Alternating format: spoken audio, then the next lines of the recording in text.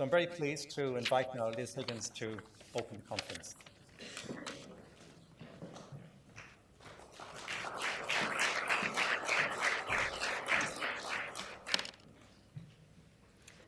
Thank you very much, David, and good morning, everybody. I'm delighted to be here to open this conference on behalf of Irish Aid. And again, can I acknowledge the presence of the ambassadors, the ambassador from Ethiopia, Mrs. Gebre Yohannes Tedla, the Nigerian ambassador, Ms. Elizabeth Katebo, the Lesotho ambassador, Pimenta Pamotse, whom I actually had the pleasure of meeting at another event earlier this week. Again, as I said, I'm very pleased to be here at the opening of the 2014 International Conference. I also note that this is not only the 10th anniversary of both the Irish Forum and the Centre for Global Health, but also we are meeting at the venue where the conference was first held in 2004, and as I understand also that it is the 6th conference. And I'm sure I speak for many when I extend my congratulations to all of those involved for the considerable achievements over the period and for their relentless commitment to the partnership during that time. I would also like to extend a warm welcome to all those who have come to Dublin for this event from around the globe, I think is the best way to put it.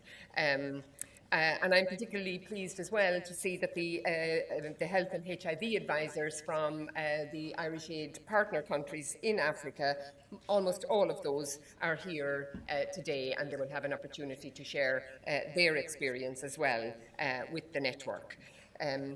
Turning to the theme for this year's conference, the role of partnerships in realising the health-related development goals, I think this is a very appropriate theme. Partnership has been central to the way Irish Aid has worked over the years, and our commitment to aid effectiveness has increased our understanding of the importance of partnership and of what it means.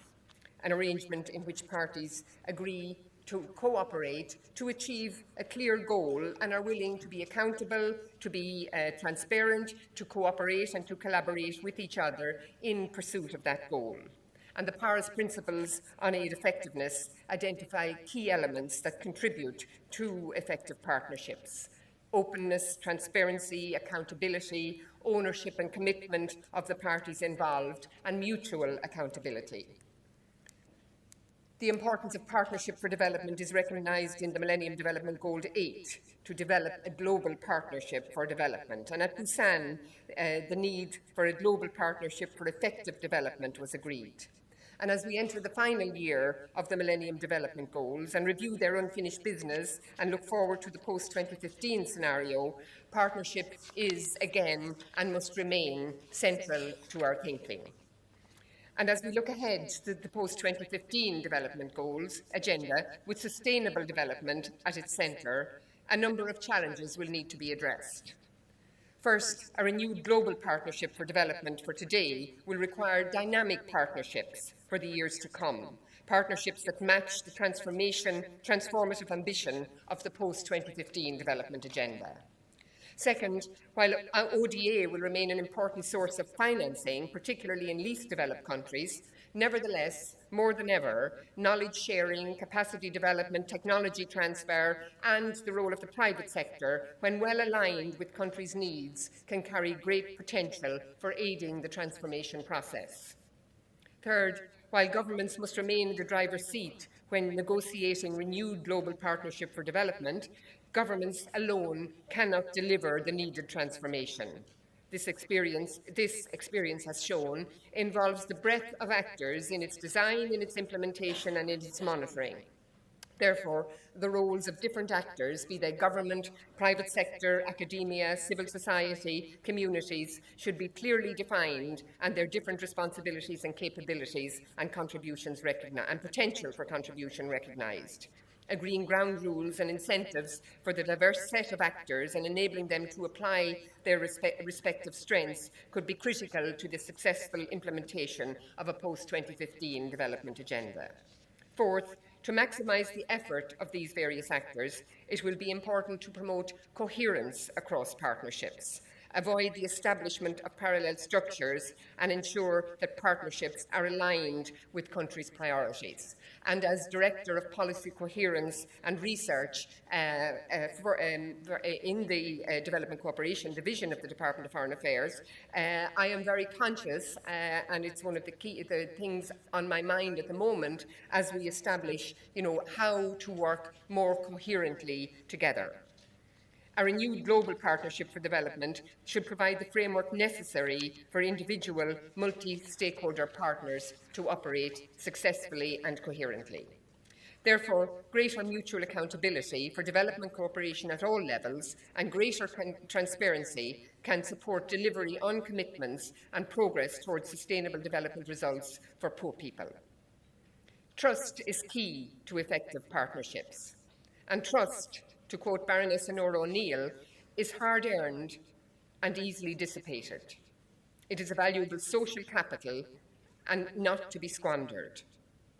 And I think the analogy which Mac made, the dating analogy, as he made his introductions, is relevant here.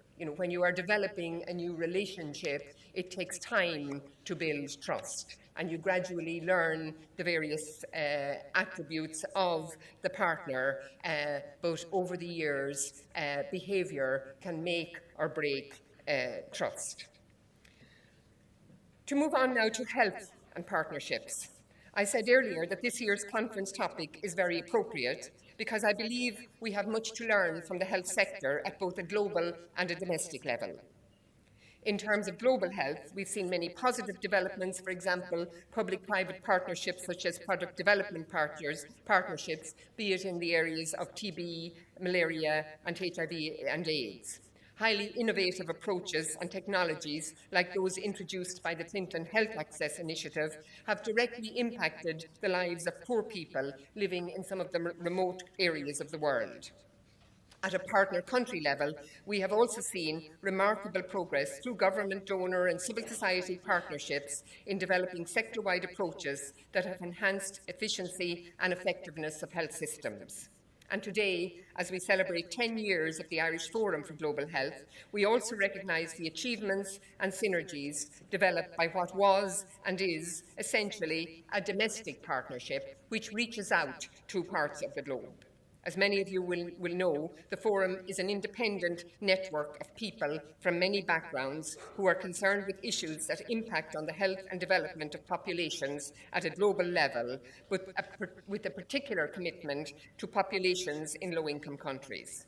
Established in 2004 with a small grant from Irish Aid, its vision has been for a healthy global society free of poverty, inequity and social injustice.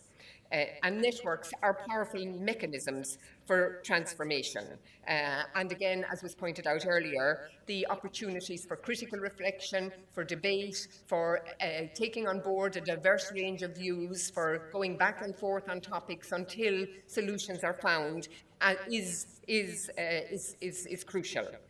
The key objectives of the Forum of the network are to build capacity to engage in global health issues through increased knowledge and skills, to facilitate collaboration in global health activities by members and their organisations, and to increase coherence of Ireland's response to global health needs and issues, and to strengthen the capacity of the Forum to be effective, efficient and accountable. All the words mentioned earlier in relation to development effectiveness. And principles required for development effectiveness. The Forum not only provides the opportunity for those in Ireland to link and develop opportunities with each other, it also provides the opportunity for international linkages. And in this regard, the Forum has several notable achievements, including the development of a number of strategic domestic partnerships, such as the establishment of an MOU, a Memorandum of Understanding, between Irish Aid and the Health Service Executive, which enables the HSE to make some of its experts available to provide expertise and technical advice to Irish Aid on health policy proposals and programmes. It has facilitated discussions that brought about Ireland's joining of the European Ester Alliance, which was mentioned earlier, and now hosts a small secretariat that supports the twinning of Irish health institutions with southern counterparts. And I've seen for myself, while working in Malawi for the past 3 years, how such twinning arrangements can actually add huge value and help to develop capacity, mutual understanding, and bring forward innovative ideas. It has co-hosted a number of health-related events and conferences with partners such as Concern, Trócaire, DSAI, and the Irish Aid and the Sudanese Medical Association. And it has developed undergraduate and postgraduate courses in relation to global health. The Forum and its members have also contributed to Ireland establishing a position at the forefront of the global health workforce matters in both research and in the development of the 2010 WHO Global Code of Practice on the international recruitment of health personnel. Indeed, through that Memorandum of Understanding between the HSE and Irish Aid, a platform for the two partners to bring greater expertise and financial resources to bear on health problems in developing countries and global health priorities was established. As a result of this collaboration, Irish Aid and the HSE have worked closely on a number of important initiatives. Ireland's leadership in the Global Health Workforce Alliance has been strengthened, and our implementation of the WHO Code of Practice on international recruitment of health personnel is internationally recognised. Advanced monitoring arrangements for the compliance with the WHO Code now take place in Ireland. In October 2013, Ireland was awarded the Health Worker Migration Policy Council Innovation Award by the Aspen Institute and the WHO in recognition of its leadership in developing innovative solutions that support the WHO Global Code of Conduct and addressing the challenges of health worker migration. Your programme today, I have to say, is a very diverse and interesting one, and it deals with a very diverse set of issues and examples of partnership in action, promoting ICT in health services, for example, health system strengthening, maternal and child health, HIV and AIDS, disability, the role of research in system strengthening. And the various examples of partnership at global, national and community level, which will be discussed today, will, I am sure, provide key learning on what works and what doesn't work, and opportunities for making connections to strengthen further collaboration and learning and action, and to strengthen, again, coherence between various elements of a health system. I might also mention here that the new Irish Aid research strategy, which will shortly be launched, which outlines how Irish Aid will help shape the future development research agenda through targeting the most pressing development issues affecting the poor, including in health services. And we will continue to invest in research to better understand how the poorest citizens and communities can effectively access and benefit from health services. We will invest in research targeted at the main diseases of poverty, HIV and AIDS, TB and malaria, and we will support approaches to ensure that health research and knowledge gets to where it is most needed. And I also noted that you have a session on the role of partnerships in tackling the Ebola crisis. I think that's tomorrow morning. And I think the example of the Ebola crisis has been a stark reminder of how important partnerships are in dealing with the crisis. And again, I would point out that trust is key. This was a recurring theme in a meeting I have been attending for the last 2 days, again of another network, the OECD DAC International Network on Conflict and Fragility. And we had a session again on the Ebola crisis and how countries like Liberia and Sierra Leone are dealing with it. And as I said, trust was the main theme. Every speaker raised the issue of trust, and trust between communities and their leaders, between local and national governments, between health workers and government, trust in all elements of the system. So again, I can't emphasise enough how important trust is. And so, on the 10th anniversary of the establishment of the Forum, I again acknowledge and congratulate what has been achieved. And I acknowledge, as I said, the commitment of all of the people involved. The Forum provides an excellent example of what can be achieved through partnership and collaboration and synergies at both the domestic and the international level. So I want to declare the conference open, and I want to wish you all a very successful and productive couple of days, and a future as you build on the relationships that will be established over these 2 days. Thank you very much.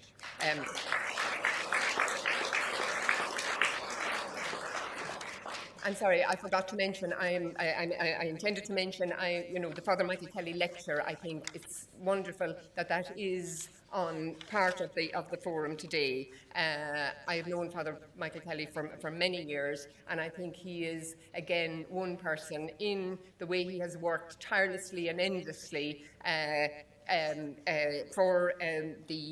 on issues related to HIV and AIDS and health, and on many other issues, obviously education. I first worked with him in relation to supporting education, particularly work on the quality of education and ensuring girls attend, looking at ways of ensuring that girls stay in school. And again, this was a key. This was an issue dear to his heart. And again, he's also always said that education is a key tool in eliminating HIV and AIDS. So I am looking forward to that lecture this evening, and I think, as I said, it is excellent that it is taking place in collaboration with the forum. On that note, thank you very much.